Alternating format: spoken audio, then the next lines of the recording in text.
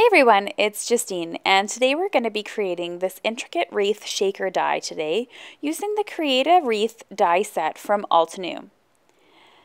As you can see, this die set here is a standalone die, meaning it doesn't coordinate with any stamps. It comes with a circular as well as an oval frame, perfect for making shaker cards, and then it also comes with several different types of leaves, whether they're solid or outlines, and then also a branch die here, so you can mix and match to make really cool wreaths for any occasion.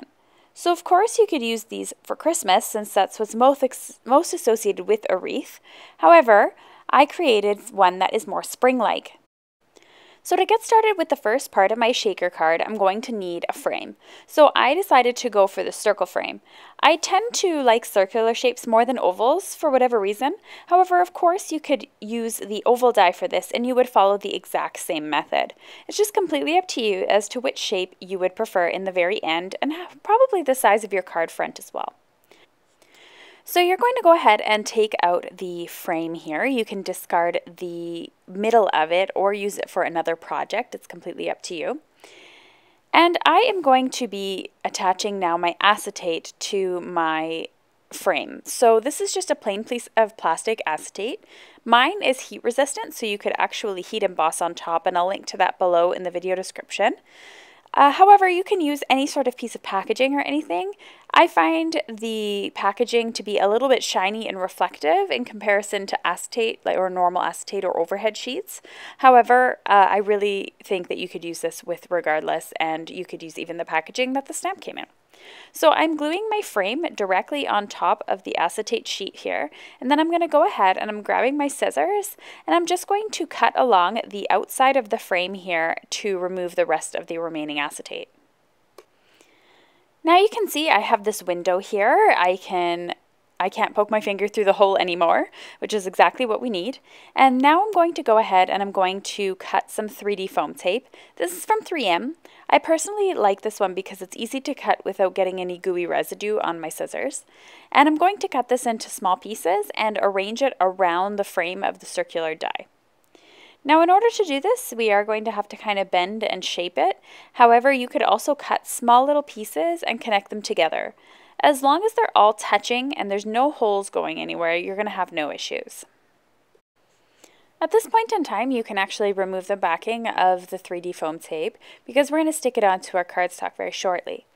However, if you would like to take the opportunity to trace the circle onto your card so you know exactly where to put the sequins first, you can do that right now as well. So I'm working directly on my card base that measures 4 1/4 by 5 1/2, and then I grabbed some pistachio colored sequins from Lucy's cards, as well as some pearls from Lucy's cards to create the bits of my shaker. I added some additional micro beads here to my mixture, and then I'm going to go ahead and attach my frame over top. So it looks really adorable. I love the way that it turned out, and if anything happens where stuff falls out, just go ahead and see where the leak is and you can repair that. I'm going to set that off to the side for a moment. I'm going to do some die cutting here with some of the branches and leaves and things from the die set. And I'm going to be cutting these actually using some vellum.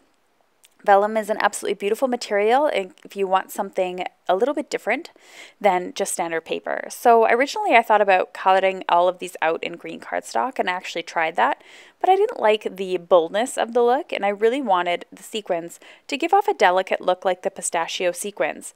So in order to do that, I had to use some vellum as well as an alcohol marker to color the vellum. So I'm going ahead now and I'm using the leftover piece of vellum as just a place to color on top of.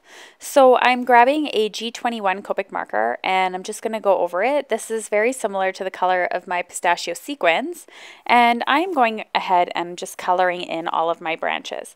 So I'm not doing anything special, I'm just going ahead and coloring them very plainly with one color to get them to match my sequins.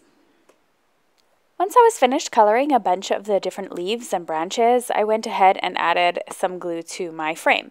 So I'm actually using some Tombow Mono permanent tape runner. So the tape runner is actually going to be able to have a nice strong bond to the paper when I add the vellum, versus liquid that really moves around and takes a long time to dry with vellum. So I'm just attaching all of these leaves and branches now, and I decided to start off with one layer and then bulk up the layers as needed. So I tried to use a variety of things, which means I tried to use two that were very different from each other, next to each other, so one outline, one solid, for example, and then I was able to create my shaker card with the nice wreath around it. Now my leaves and my shaker bits match each other, and I thought I would go for a very subtle tone again and cut out the Thinking of You die by Altenew in white cardstock that matches the card base as well. I'm using some Tombow liquid adhesive this time to be able to actually adhere this onto my card panel. So now my shaker card is finished, as well as my sentiments. Everything's mounted onto a card base. It's ready to go and give to someone who would really need this. So I really like this card. It's one of my favorites, and I hope you enjoyed this card tutorial as well. The last thing I decided to go ahead and do was go in with some Wink of Stella and just add a little sparkle to the letters, just to add a little bit of extra detail and some extra fun. So once again, I hope you enjoyed this. Please check out my blog in the video description below, as I'm giving away a gift certificate to Altenew if you want to leave a comment there. We also have many prizes and fun inspiration along the way, and I hope you'll check out Altenew's new release. Thanks so much for watching, everyone. If you're interested in subscribing to my YouTube channel, you can go ahead and click on my face there, or you can click on the video below, which is another video that I recommend by Altenew. Thanks so much for watching, and have a great week, everyone.